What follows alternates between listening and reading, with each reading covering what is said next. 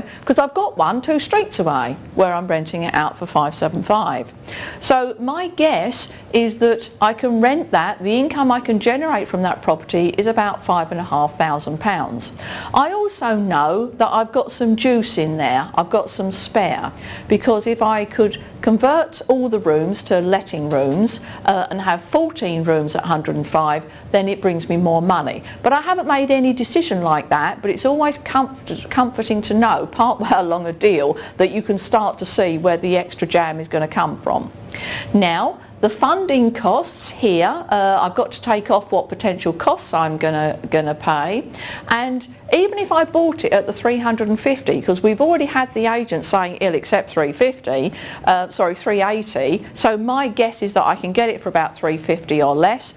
So I've put in 350 at 75%. I've got a mortgage there at a slightly higher percentage rate, but I don't really mind. It's in there at 1170. Now, I've put in there 0 for the management fee because I've clearly got a lot of properties in this specific area, so I have somebody who goes around collecting the rents and changing light bulbs and doing that kind of stuff, and it isn't going to cost me any more for her to pick up one more property in the area. Now, when you're doing your own assessment, you need to put in there the cost for you. So you might want to put in 12.5% as a managing agent's cost. It might well be your brother's going to do it, or your sister or your auntie. So you put in broadly the cost to you, and I've put in a quote for the insurances. Now you can see what I've done is a variant on the wash its face calculation that we had in an earlier section, because I've got the rent, I've got the funding cost, I've got management costs, and I've got the insurances and others. So rather than using like 10% and doing a specific, doing a general formula, I've done something quite specific.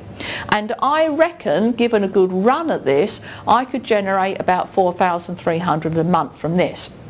And as you can see, it gets a tick and goes into the next part of the assessment. So would it get a tick for you? Yes. Who'd buy this at this stage? Oh yeah, we're all in for this one. Okay. Now, I've got to do the important thing, which is check the return on my cash invested, because as you know, I'm not really interested in anybody else's money. I'm interested in my money, my skin in the deal.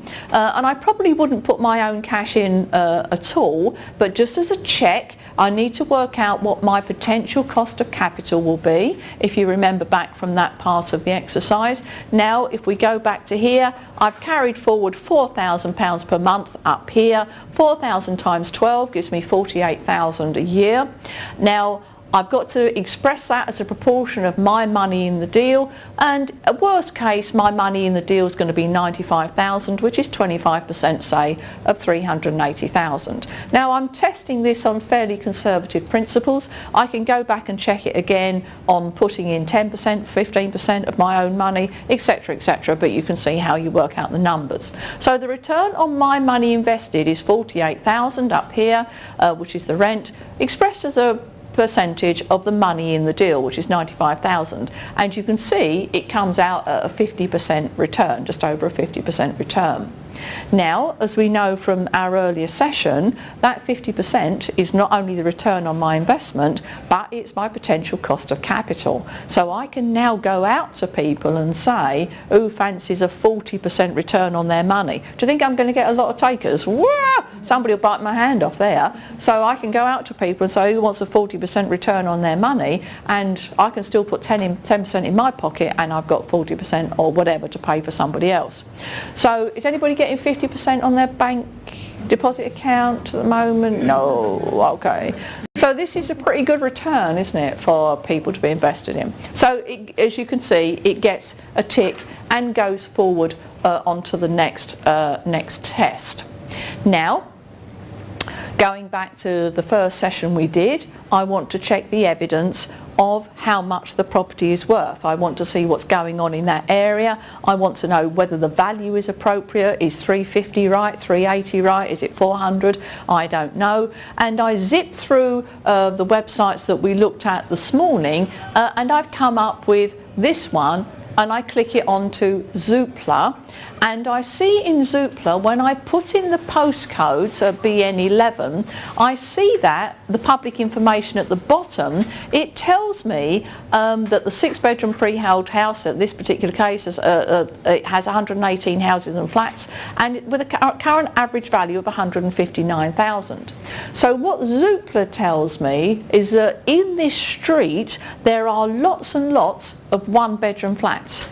Now I'm looking at an 11-bedroom care home with a flat on the top, but actually the most common type of property in the street is 1-bedroom flats. So that immediately goes ding! Okay, and I get a light bulb here because I've now spotted another potential use for this property, which is to turn it into flats. Now I go back and I think it through. Now Zoopla doesn't confirm the value, which is why I was in Zoopla in the first place, but it does confirm there's a lot of flats in the road, and so it now tells me that conversion is a really strong option. And I'm always looking for the highest and best use of a particular building, a particular property, to generate as much jam for me as possible. So I've now got on the table the option of conversion. Now you can hear that I'm collating the evidence. I'm looking for some income, I'm looking for some capital, I'm looking for jam today, jam tomorrow, and I'm assessing this for all of its maximum uses, because I still haven't decided, first of all, if I'm going to buy it, and secondly, what I might want to do with it. So I quickly slam down some approximate figures. If I pay $380 for it, fair enough. My stamp duty and legal costs would come to about another $15, and I've thrown in $5,000 in there for the refurb cost to try and do something with the damp that we noticed right at the beginning, and I've got an approximate total cost to me of about $400,000. I now need to know whether that is good, bad or indifferent, and so I go looking for comparable values, comparable properties that are equivalent, that are most likely most similar, so I can check. And I actually find on the web in the Worthing Town Centre another property which is almost identical. It's pristine though, it's beautiful, it's been done up to within an inch of its life, but it's 10 self-contained studio apartments with, funnily enough, a ground floor 1-bedroom flat. So it's almost identical in terms of the other property. The reason I liked looking at this one is, first of all, was this number, 700,000, because that always cheers you up no end, doesn't it, when you see that. But also was this. Currently they're on a short hold tenancies and producing 50,000 per year. Now, I've roughly estimated that this property, do you remember how much I thought I could get from it in rent? 48,000, do you remember? Yeah. So this immediately gives me comfort that I was pretty close on with my guess of the rental. So again, more evidence layers on and confirms to me that I am thinking along the right path and I've got the right idea. Then I also find on the web another standard property in Oxford Road that's basically up for sale for 600,000. It's a large detached house in Worthing Town Centre, and when I go back onto the map, it's in Oxford Road here. The property I'm looking at is in Richmond Road. Teville Gate, the development, is up there, so it's in there. So I've actually got a property that's quite close in, and it gives me a suitable comparison. Now, I now take a deep breath and I get out a piece of paper, and I've got some potential ideas of what I could do with this property. I reckon I could give it a bit of a buff and fluff and a spruce up, and it would then be worth about 700,000 as a rental property, as an HMO. As a house, I could buy it and do it up and flog it out fairly quickly, and my information tells me that I could sell it as a house for about 600,000. And I also have the evidence now from Zoopla, and my quick look at the property and the floor plans indicated that I could get 3 properties in one side, 3 properties in the other. It was a double fronted, so I could get 6 1-bedroom flats worth 150,000 each, multiply it by the 6 flats, and I've got 900,000 there. Now, so I've now got choice, I've now got options. Which one shall I do? Interesting, isn't it? Who would do the straight in and out and sell it, the 600,000? Quick money, 200,000 quick money. 50% return on your money, quick money in it. Who'd do the building flats? The 900,000. And who'd do the HMO? 700,000. It's interesting. Some and some. The answer is we can probably do all of the above, and if we use our brains right, we can do all of the above in a very cash positive way. But I'll get back onto that in a second. So when I go back and think about this property, my conclusion is that at the time the market was falling, at the time the market was going down. So we know that income is the first thing you go to when the market is going down. So my original idea was to go straight for income, get it as an HMO and slam loads of tenants in there, and then the potential is to create the 6 one-bedroom flats over time. Now what I want to show you is this, is the way that you get your jam now and your jam later. There could be 6 flats in there. Now my proposal was to convert it into an HMO straight away, get it licensed, get tenants in there. Then what you do, once you've done that, it was a particularly good property for division. So I could leave one half completely alone and use the money from the rents coming in every month to give me the money to do up one flat over here.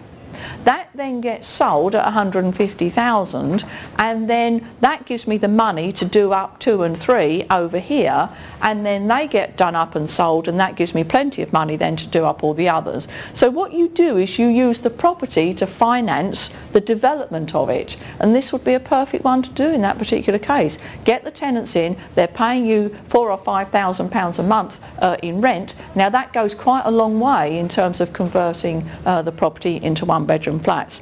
So my total profit would be about £500,000. My costs would be 400,000. My maximum potential at the end of the day would be 900,000, 150 times 6, and I can bank about £250,000 now, and I can bank the other 250 later, and I can sell these flats when I like, when my daughter gets married, when my son goes to university, and so on. So I can bank the money when I need it, and it's all been funded by the property. Also, over time, what's going to happen to the 150,000? It's going to be more. It's going to go up. Absolutely. Long term, it's going to go up. So it makes sense in this particular case to do the income now and to do the capital later when the market picks up. As I said, when I looked at this property, the market was going down. So it made sense to do the income first.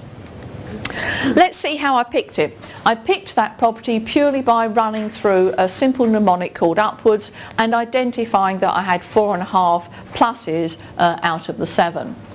And you can see that my idea was to purchase it, to do it up a bit and to drop it into here, and then spend my time and the money from here to drop it into here and create 6 one-bedroom flats which could either be rentals for me or sold straight on. So again, you can see the movement within the pyramid, movement within the portfolio going up and down. Now, okay, we're back to the learning then. The opportunity is to do everything.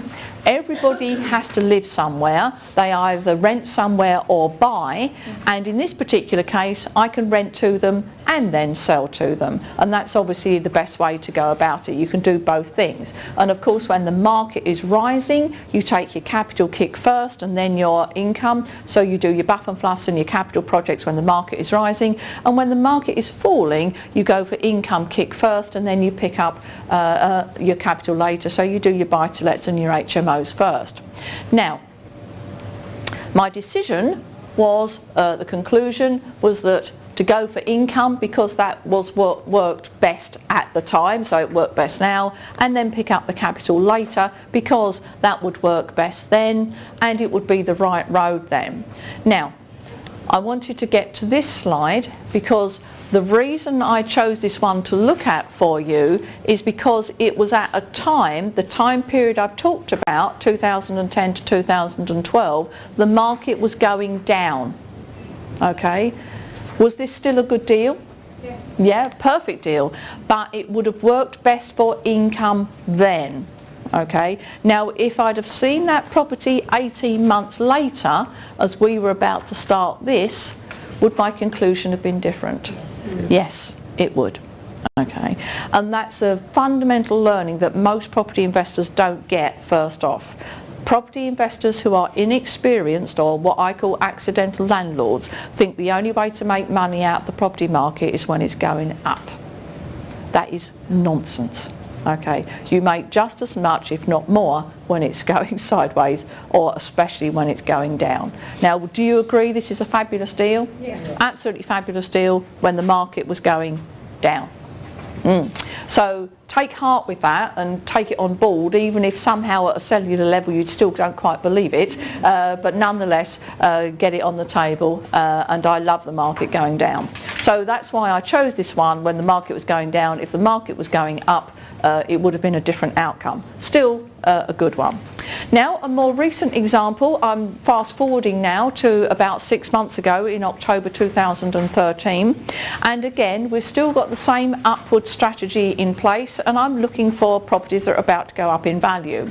And I was sitting in my living room on a Sunday morning having my cup of tea before the kids got up, and I'd just fed the cats, and I was sitting there on the sofa and I'm watching Sky News, and Sky News came up with this story that was then repeated on Mail Online and so on, and it was about George Osborne and Boris Johnson, the Mayor of London and the Chancellor of the UK, was in China trying to drum up business. Okay, now the reason it was on the news is because Boris Johnson had done something that George Osborne didn't agree with, and there'd been some kind of falling out at a party or whatever it was, because you know what they're like.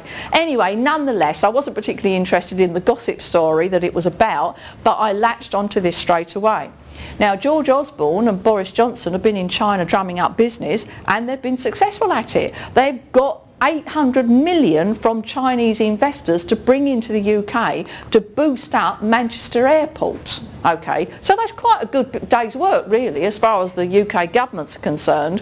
And of course the story was this: they managed to get the Chinese investors to pay for £800 million worth of development of the Manchester City Airport. So it was a development project. Now 800 million, plus of course we know it's going to overrun a bit, don't we? So that's all right. It's a 5 million square feet development of leisure, light industrial type of development, retail, leisure, manufacturing, light industrial type of development. They reckon it's going to create 16,000 jobs because of people having to come into the area, firstly to do the development and then secondly to service everything, and it's going to be a 15-year development. At this stage I nearly spat my tea out and went running to my computer, because this is what happened to me. All the alarm bells started to ring very loudly in my head, and I shot to my computer and started to look at the details of it. Now, I immediately went to take a ride, which we've looked at in an earlier session, and I thought about the demand and supply and the employment and the economy, because these jumped out from this particular project. Because think about it, this money is going to come into a specific area of the UK and immediately boost the economy. Local businesses suddenly start to get enthusiastic and confident with their business. It could well be that a local carpet shop has always wanted to open another shop, but never quite had the confidence. But now they suddenly hear that there's going to be 16,000 new jobs created, more people coming into the area, Manchester City Airport is going to be built up. Suddenly think, this is the time for me to open the new carpet shop. And then the new carpet shop gets opened and another person gets employed and so on. It could well be that we've got a family that have been living in a terraced house in Manchester for the last 10 years and they've always wanted to trade up to get a bigger property, never quite had the confidence until this is announced, because suddenly they think to themselves, right, we can now get a job for 15 years, we'll get more money, we could afford to trade up, this is the time to take our leap. So you can hear that when money comes into an area like this, it immediately boosts not only the local economy but the local property market. And there's the big injection of pace, energy, money, and everything starts to shoot up. And of course we've also got the issue of where are these 16,000 people that are needed to build and service this development, where are they going to live? Because you may have heard me say, you may remember, it's a leisure and retail and manufacturing development. No houses. Okay, no houses in there. So where are the 16,000 people going to live? I'll tell you where they're going to live. They're going to live in one of my pyramids. That's where they're going to live. Okay. Now, I immediately jumped in and started to look at this, and not only could I see immediately how to build the pyramid, but I could see how to move